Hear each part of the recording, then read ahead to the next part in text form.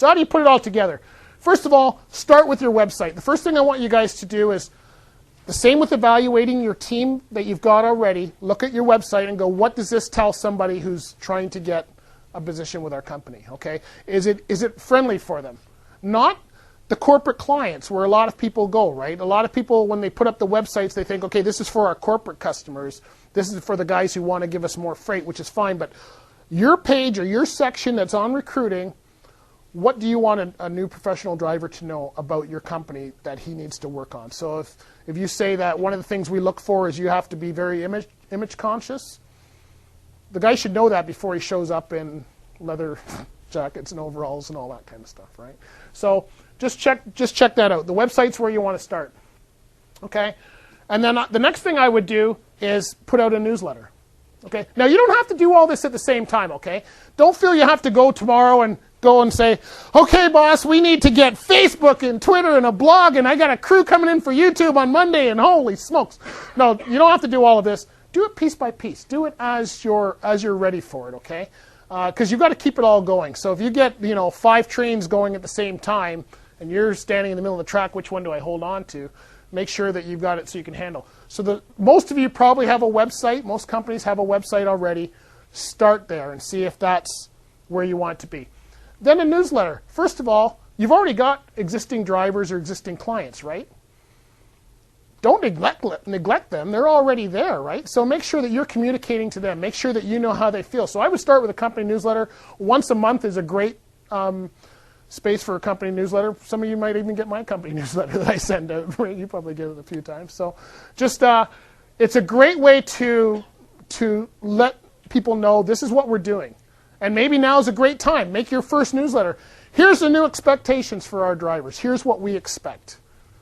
It might cause a little turmoil for a while, depending on your fleet, but it's okay. It's okay, because you know what? It's going to happen anyway. It's already started with CSA. And that's why it's a great time to do this, because you've already got the CSA stuff that says, we've got to be better. So now you can just jump on that bandwagon and go, you know what, guys? We need to make sure we're doing, and here's where we notice we're falling down. Here's what we need to work at. And you just start putting that in place. So start with the newsletters. The next one would be LinkedIn. And I think most of you are on this. If you're not, go and put a profile on LinkedIn. I'll tell you why. I used to follow people at different jobs based on who they are. So I followed traffic managers to different companies. They moved, and then they said, hey, we're looking for drivers. I said, I really enjoyed working under him, and I'll go there. So there might be people that will actually come to you just because of who you are. You might have treated somebody really nice down the road behind, and they want to come and work for you. Because people don't know where you are. So this is a great way of people going, and that's why it's got the important stuff like your past experience there. Someone can say, oh, he was with Nalco. I liked him when he was at Nalco. I'm going to go and work there. That's where I used to work, by the way. So you can. That's a great place to start. You guys can do that, and I suggest that if you're in recruiting or anybody, I suggest that you get a profile going right away for that. Okay. The next thing I would start with is a blog. Okay. So once you've got your website to where it should be, you've got your newsletter going, I would start with a blog. And the nice thing is that the blog stuff can be used for your newsletter. Don't think you have to spend all day writing every day. Like if you do a blog, you can actually copy and paste that and use that for your newsletter story or vice versa, right? The nice thing about a blog is think of when you're at a truck show and you have someone who says, I've always wondered how you became, and David, you and I were talking about this, I always wonder how you become a professional driver. And instead of saying, well, here's the 12 steps, you say, hey, man, go to my blog. I got information on our blog. We're always looking for drivers. Isn't that, he's going to do that. Now the person's going, wow, not only did he give me all this other information, but they're actually hired. So now they're going to come back and say, you know what, I want to work there. Okay, so that's how a blog works. For select trucks, the first thing they said is, why do we have a blog? I said, you know what? Get all your guys on there. Each sales rep blogs once a week. And he says, oh, this is what, you get them following. One might talk about engine parts more. The other one might talk about how to buy a truck, all these different things. And people will start following, And trust me, this is hard. You'll do this. I think the first time I did it for 6 months. And I'm going, why am I writing like there's 100 million people out there and nobody's there? And all of a sudden, boom, one day, a comment comes up. Hey, Bruce, like that glass. Oh, geez, somebody's reading this. This is on the internet. Be careful. So keep going. And I just finished an article in my last newsletter that was like that. Keep following your plan, even if your plan doesn't look like it's working, because it might be working and you just don't know about it, right? Okay. The next one is going to be Facebook. This one, you need to have a personal profile, and I know a lot of people don't want to have a personal. I don't want to know what you ate for breakfast in the morning. I really don't care. In fact, I know it was muffins and stuff that you ate here. But you know what? Nobody's interested. You don't have to put that stuff on. Okay? Be careful. Whatever you put on the internet is there for everybody to read around the world. Okay? So don't put on what you're not comfortable with. But it's okay to put business stuff on there. Okay? So a business fan page is who has a Facebook account in here? Hold up your hand, anybody. Okay, so you guys know what a personal profile is. Hook up a business fan page for your business, which is basically an advertisement on what you do. Okay, you can put trucks on there. You can put whatever. People will start following you. So for Select Trucks, they had someone follow. Some of you may know Joanne, who was involved with Convoy for the Cure. Joanne, because Joanne's a friend of mine, became a fan of Select Trucks. Now, she's with Convoy for the Cure, and she's also a truck driver. So how many people does she know that might possibly down the road want to be an owner-operator? That's the power of that, right? She's got 100 friends. I have 83 friends or something like that, I guess. So there's a lot of people that just by having one person connect with you, you're connecting with 100 people. Okay? So it's very important that you do this. Now, a lot of these articles come off their blog. When they update their blog, it goes on to Facebook. Okay, so they're not coming on and updating Facebook again. It kind of works all together. Okay, so you can do a lot of stuff with this. You can advertise with this, and the nice thing about Facebook advertising, it's very targeted. Okay, so if you say, we're looking for male professional drivers between the age of 33 and 50 who own blue Kenworths, they could put that on there, and it'll only go to people who have 33 or 50 and have blue Kenworths. Facebook is very, very targeted. Okay, so it's very good for that. If you want to advertise, there is a cost for advertising with Facebook, but depending on your budgets, it can be very effective. Okay.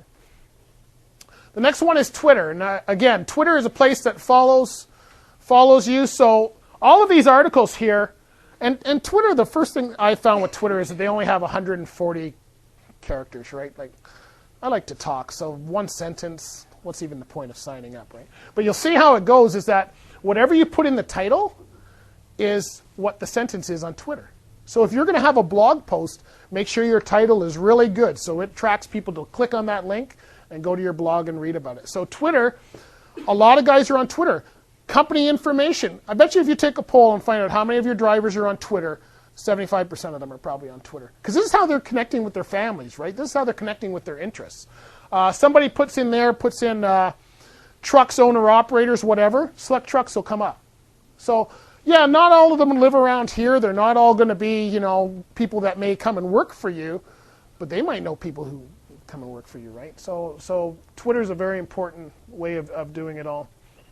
And then YouTube, again, like I said, make sure that you get videos if you can.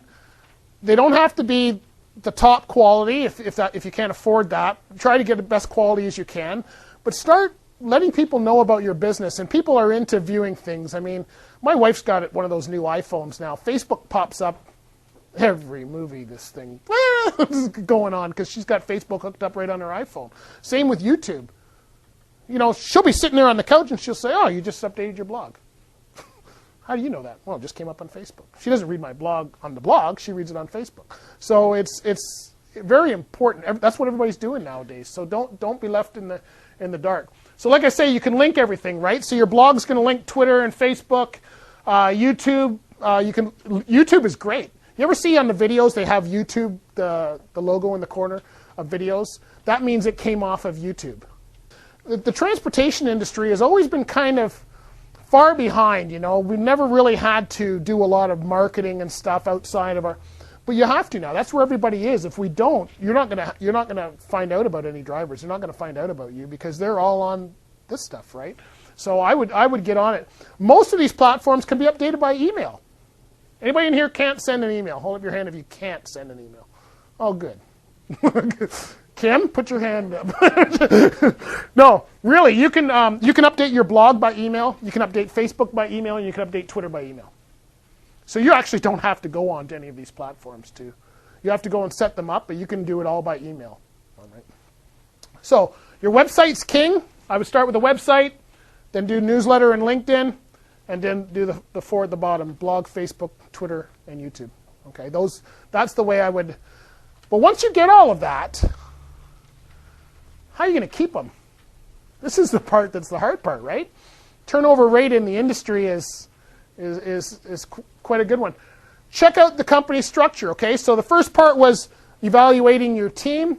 Second part was doing social media. Now I want you to figure out how you're going to keep them. Okay, the structure here, is there a way for guys to move? I'll tell you why I've left companies before. It's because I got bored. You get a top-notch guy working for you, he will not want to bounce around that truck for the rest of his life. Okay? Nothing wrong with that if they do. I'm not saying there's anything bad. I know guys who are 70 plus still driving. There's nothing wrong with that. But you'll find guys who are ambitious, your top-notch guys, the guys you're looking for, need a place to go. And if you're a family-type operation, the ones that I left, I had to wait for someone to die before I could get into that next spot. You know, so be careful with that. See if there's a way of moving people, whether it's to move them to a driver trainer, whether it's giving them some goals to move forward on. That's what you want to try and do. Try and set that up. You may have to go and talk to upper management and say, what can we do here to make sure that our good drivers see that there's a career ahead of them if they decide to get out of the truck? Because I'll tell you, most guys hit 45, 50, they want to start getting out of the truck. They're looking for ways. You know, they've got 30, 40 years experience, and they're happy to be getting out of the truck. But a lot of times there's nowhere for them to go. Okay, they're an owner-operator. They might be growing a fleet, so they've got that growth factor there. But if it's a professional driver and there's, you know, he's not an owner-operator, so look into that. Feel free to talk to your driver. How many people do performance appraisals in here? Good, a handful of you. Very important. If you're not doing them, I suggest you get doing them. But don't do like the last one I had where the guy filled it out for me before we started talking. That's not how you do them. But you know what? It's very important to do it. And I'm not saying always be, oh, you were late last week, all of that kind of stuff. Talk to them. What do you guys want to do? You know, they never even knew in my last career that I was an artist. I've been an artist since I was a kid. They didn't know that. Nobody asked. You know what? So there might be people that are on your fleet right now that have some talents that could be helping you guys. They might be better recruiters than you are. So maybe that's a place for them. You know, maybe there's things that they can do that make them feel that they're growing in the organization. It doesn't always have to cost money. You can work things out with vacation time. You can work things out with, you know, just we'll give you something else later on or whatever. It doesn't always have to be we're going to give you this giant raise if you do this. A lot of people just want to know that they've got a career to move on with, right? So check into what they do. Talk to your drivers. Have performance appraisals and talk to them. You know, give them feedback. You know, again, if the company's not saying anything to me, apparently I'm doing a good job, but how do I know that, right? And then guys start wondering, well, geez, I pick up every extra load, and nobody even says thank you. Nobody even says good job. And if you're not at a company, when I started, a lot of the companies, we used to get a better truck. That's how I knew I was moving up. I never got a raise for a lot of years. I got more chrome. I got better runs. I got whatever, right? You may not be in a position to do that if all of your trucks are the same. So you need to figure out a way to give them some feedback, right? Okay, so just help them with their goals, right? Whether they want to be in, maybe they don't want to be in management. Not everybody wants to be in management, but find out what they want.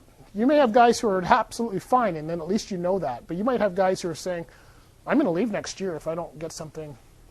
If you've got somebody who's just had kids, get on talking to them right away, because you know what? Kids will change. So if you've got somebody who's got new kids, bring them into the office and say, how are things going? How do you see this working? Make sure they're on your team. Okay? Yep. All right, so here's the summary for that. All right, so if you want long-term drive, check out your business structure, check out your performance, and look for any. Okay, guys, any questions? Just wondering.